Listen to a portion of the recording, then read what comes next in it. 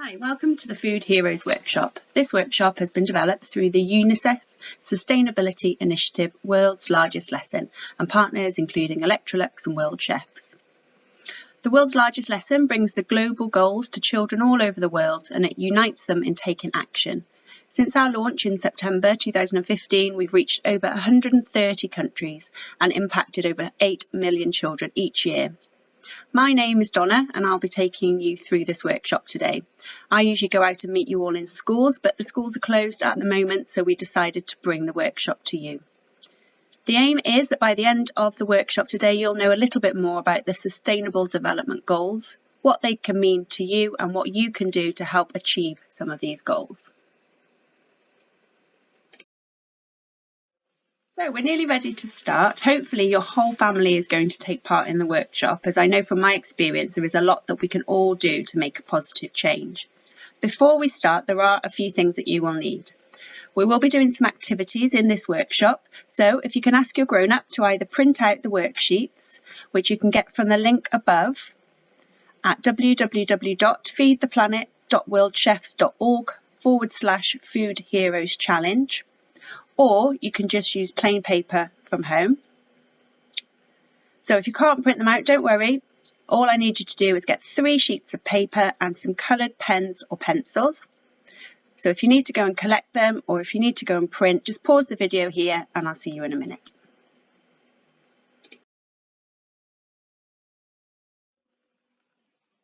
Okay, so hopefully now you've got everything that you'll need, and I want to quickly introduce you to the Sustainable Development Goals.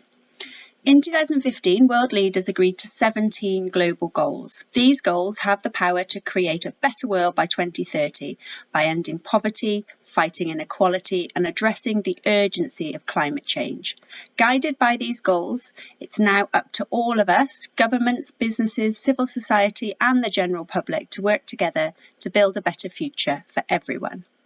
We are going to look at Sustainable Development Goal number 12 in this workshop, which is responsible consumption and production.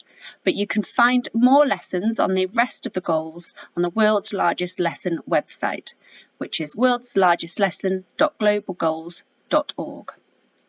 Next up is a video that will give you a little bit more information about the United Nations and the global goals.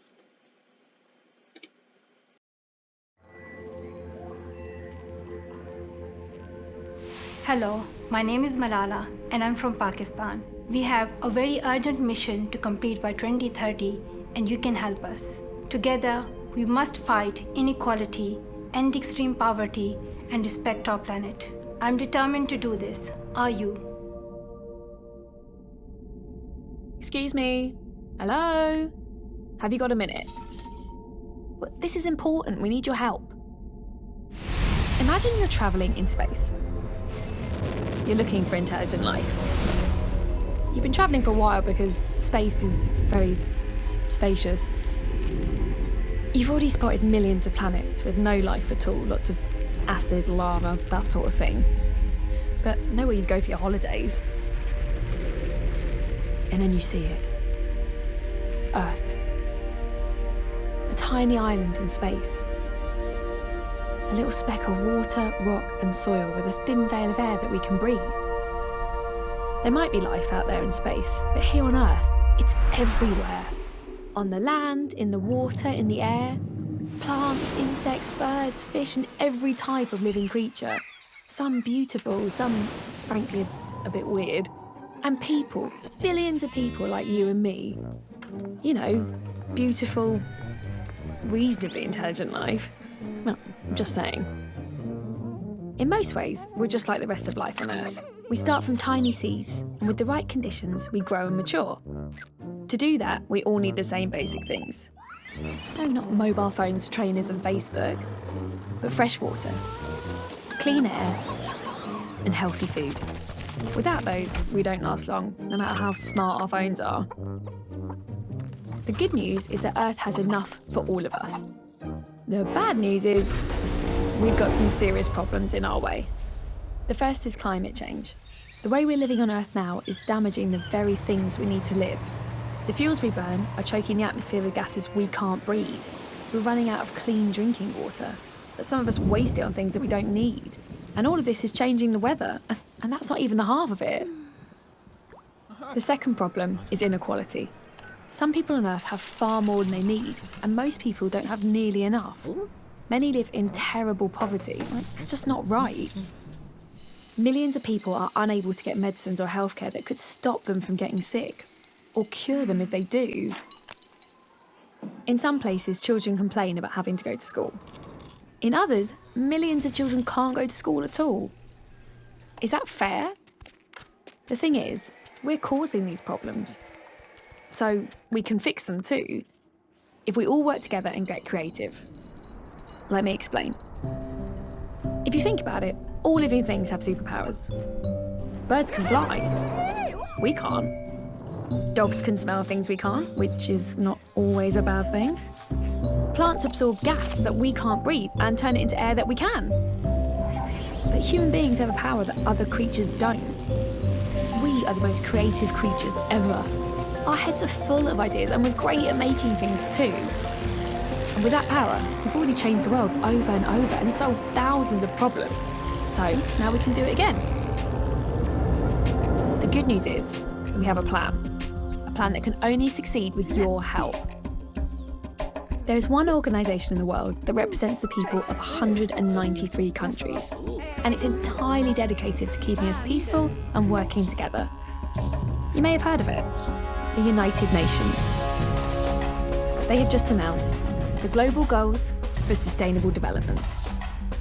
These are 17 goals to protect the planet against climate change and make the world safer, fairer and more just for everyone. We have to achieve these goals by 2030. The great thing about a plan is that we can check how we're doing as we go along, give ourselves a pat on the back if we do well, and try harder if not.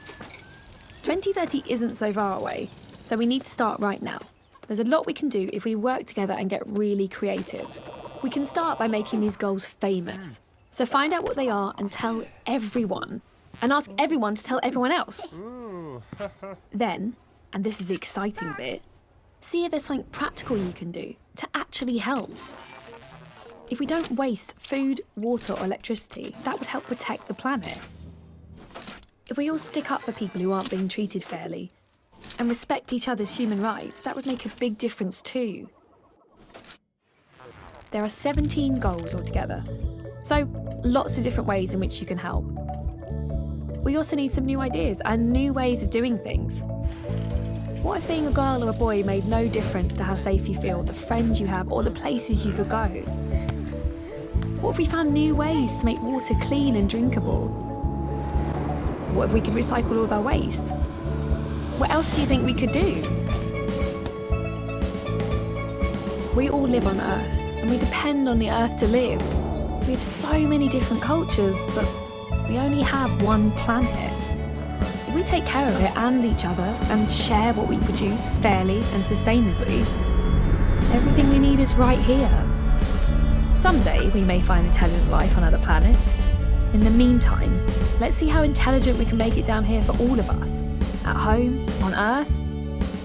I'm just saying.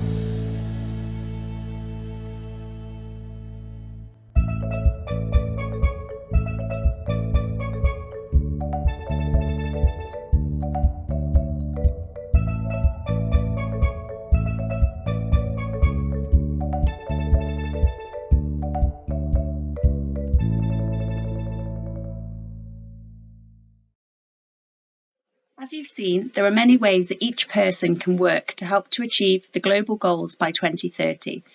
But there is one daily practice that everyone around the world does that could have an impact on multiple goals. This is the daily act of eating, and that's the topic for this lesson. We're going to look at the area of food sustainability, from the world food systems to the food on our plates. So it's time for the first activity. If you printed out the worksheets, please find the one that looks like the screen, or get a piece of plain paper and your pens and pencils. And what I'd like you to do is draw a meal on your plate. It can be your favourite meal, it can be what you had for dinner last night or what you had for lunch today.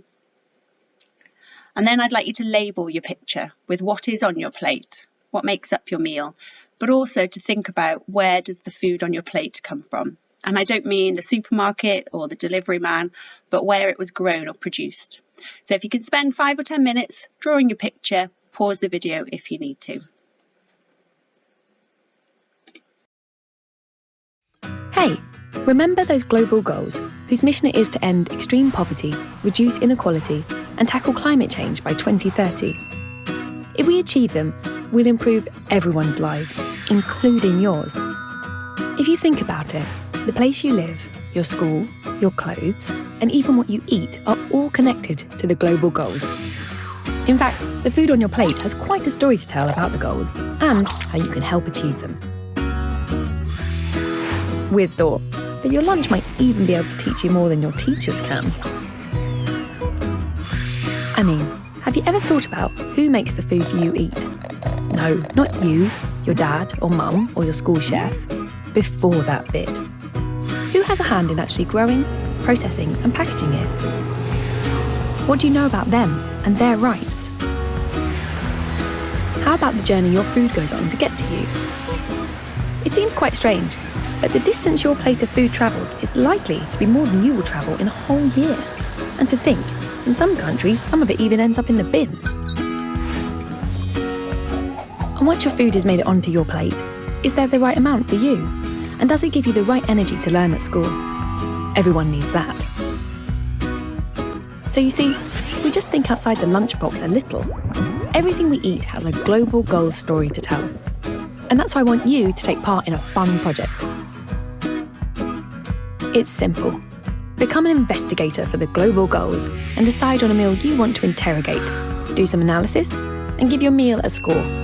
You can share it with us and look at others from around the world too. The best bit, though, is to think about what you can do to improve your score and help work towards a global goal. We can't wait to hear what you can do to help our planet and all of us on it. I'm just saying.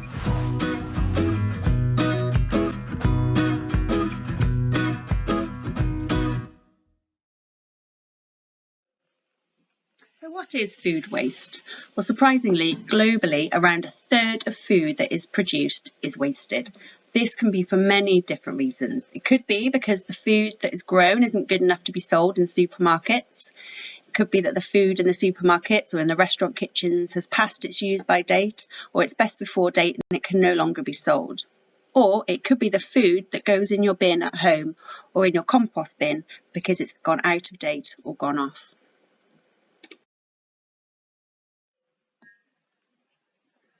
In the UK, households waste 6.5 million tonnes of food every year, and 4.5 million tonnes of that is edible. So we're not talking eggshells or chicken bones, we mean the last few bites from your plate that you couldn't quite manage, or your bread crusts or your potato peelings, all things that could have been transformed into something delicious. Those 4.5 million tonnes are enough to fill 38 million wheelie bins. So how much food do we waste? Every day, the equivalent of 20 million slices of bread are thrown away in UK homes. This could have fed breakfast to 10 million people, and a year's worth of wasted bread slices laid end to end could circle the earth from pole to pole 28 times. We also throw away around 3 million glasses of milk in the UK every day.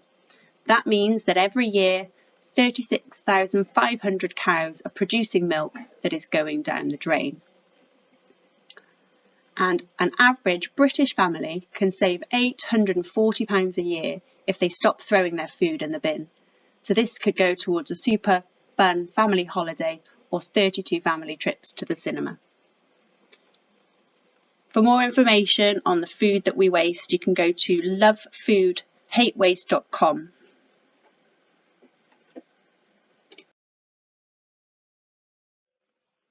As well as wasting money, food loss and waste contribute about 8% to the greenhouse gas emissions. Have you heard of greenhouse gases? Well, by increasing the heat in the atmosphere, greenhouse gases are responsible for the greenhouse effect, which ultimately leads to global warming. So what impact does global warming have? Well, temperatures in the polar regions will increase, causing sea levels to rise. Ocean temperatures will rise, affecting the creatures that live there. Temperature increases all over the world could contribute to forest fires and changing to growing conditions which affect crops. I'm sure you know of more answers, as many of you will have talked about this in school.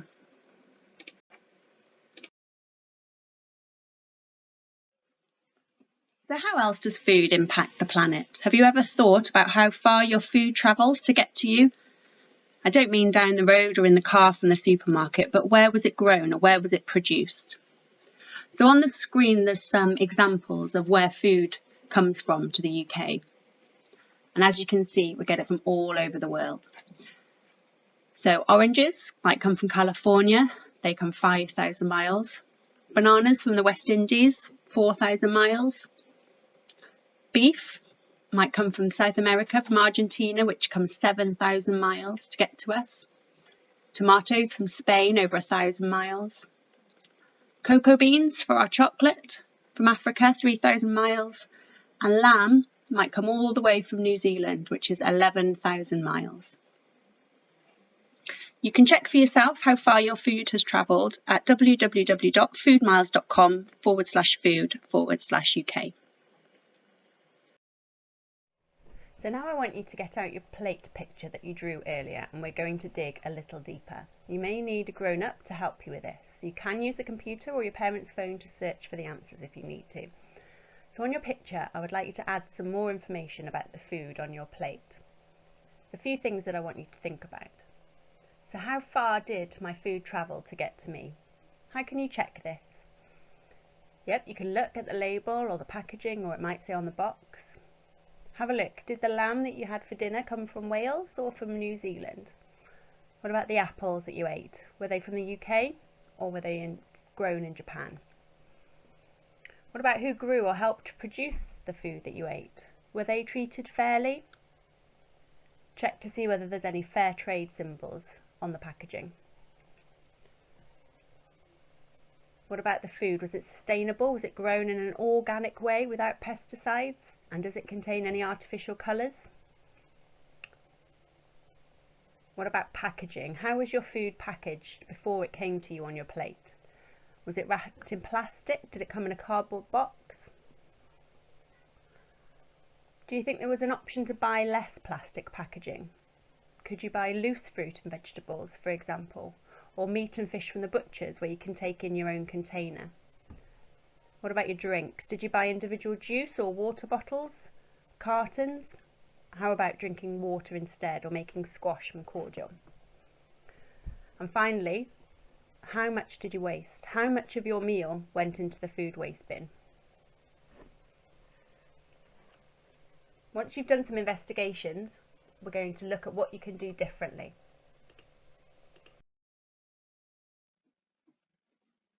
So this is a picture that my daughter has drawn of her favourite lunch, which she ate today. So she's drawn the bacon sandwich, tomato and cucumber on the side. And we did some investigations and found out where the food was grown or produced, and we thought about how they were packaged. As I said at the beginning, we can all make positive changes, and there are a lot of changes that we can make to reduce the impact our food has. So looking at the items on the plate today, cucumber and tomatoes, wrapped in plastic and also not from the UK. Cucumbers from the Canary Islands, tomatoes from Morocco. So we could shop locally at farm shops or markets where we can buy loose vegetables. We could also try to grow our own vegetables. Bacon, the label only says the EU, so we're not really sure where this came from. To improve that, we could buy from our local butcher. We could even take in our own container to avoid the plastic wrapping. The bread is fairly local to us in North Wales, but it is wrapped in plastic. So to improve that, we could bake our own sometimes, or buy loose bread from a bakery. We could slice it and freeze it then to keep it for fresh for longer. On the next slide, you'll see what her plate looks like afterwards. Can you see anything that she could do differently to reduce the food waste?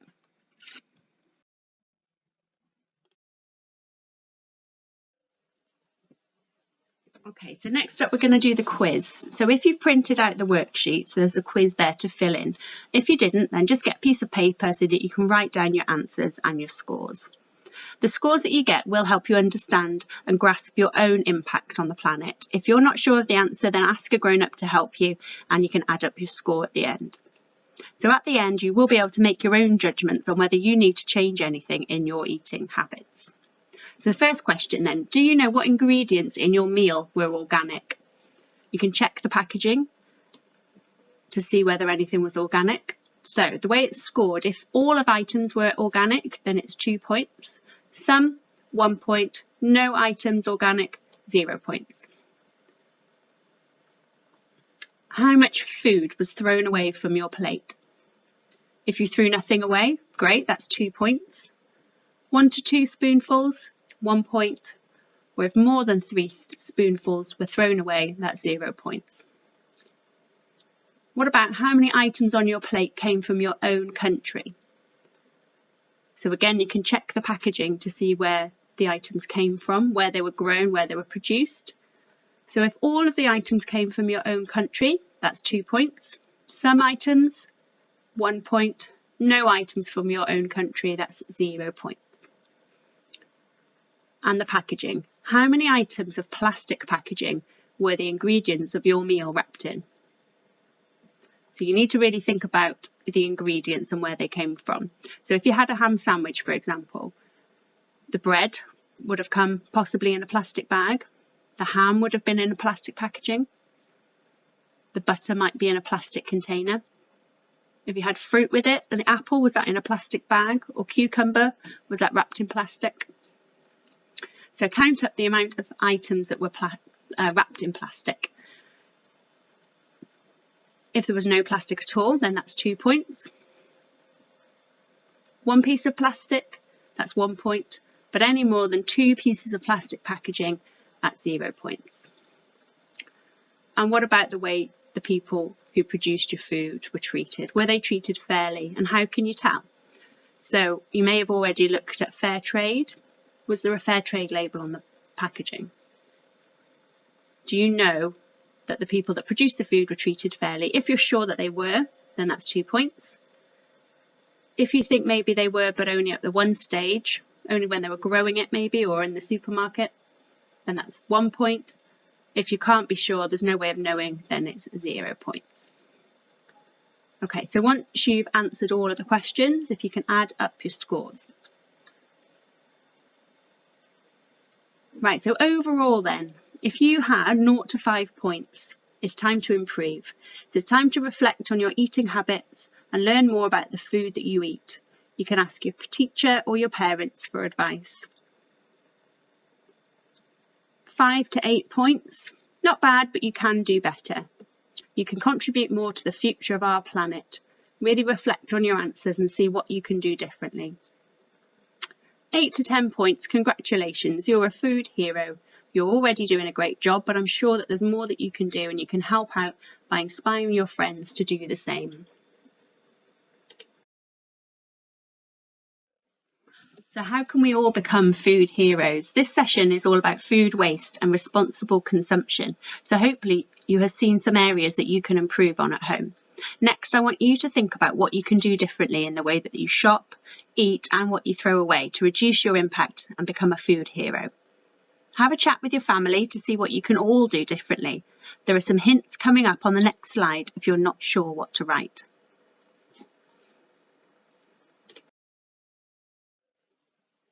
So I'm sure that you've come up with some great ideas with your family, but just in case, here's some tips.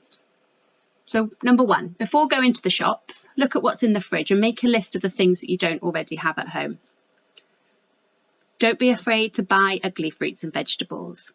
So these might be wonky fruits that are sold in the shop. Make sure that the fridge at home is at the right temperature. Put a thermometer inside it and check the temperature after an hour. It should be around 4 degrees. If your fridge is too warm, then your food's going to go off quickly. A happy plate is an empty plate. Always finish the food on your plate. Search in your fridge for hidden treasures. Perhaps there's something that you forgot about and needs to be eaten before it spoils. Check the use by and the best before dates. Freeze the things that you like the most before they go bad. Most food can be frozen, So if you're not going to eat it before the use by date, put it in the freezer. Not all foods should go into the fridge. So bananas, pineapples and tomatoes don't like the cold. Put them in a fruit basket. Make something new from yesterday's leftovers. You can turn porridge into pancakes or pita breads into pizza. Why don't you pretend that you're in a cooking challenge and you can only use what's in your fridge? What can you make? And the final tip is to share. Not even all grown-ups know these things, so share what you've learnt. So on the final sheet in your work pack or on your final piece of paper, I want you to make some pledges. These are things that you're going to do differently or things that you're going to start to do. So have a chat with your family to see what you can all do differently. And I want you to come up with 3 steps that you're going to take from today on to minimise food waste.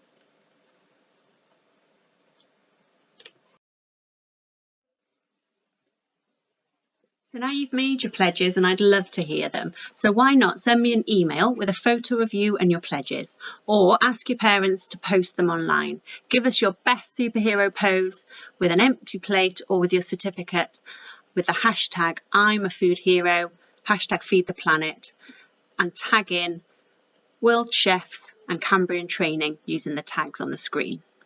If you would like a certificate to show that you've taken part in this workshop, please email me at donna@cambriantraining.com with your name and location and I'll send one out to you. As I said right at the start, you are now part of the world's largest lesson, along with children all over the world. You can add yourself to the map at worldslargestlesson.globalgoals.org. Thank you so much for taking part in the Food Heroes workshop with me today. I really hope you enjoyed it. So when you go back to school, don't forget to take your pledges with you to show your teachers and share what you have learned with your classmates.